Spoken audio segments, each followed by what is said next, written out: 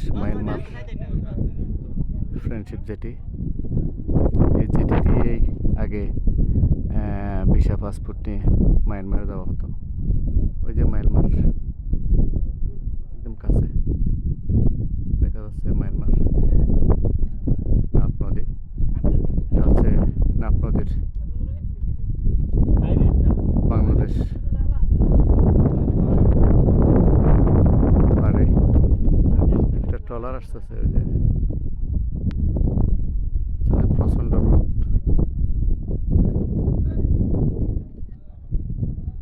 ওই যে এদিক দিয়ে জেটিতে আসা হয়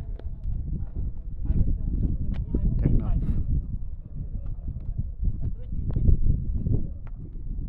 মায়ানমার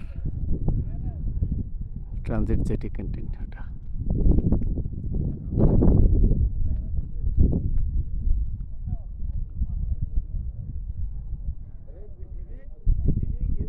বিশাল সাগর।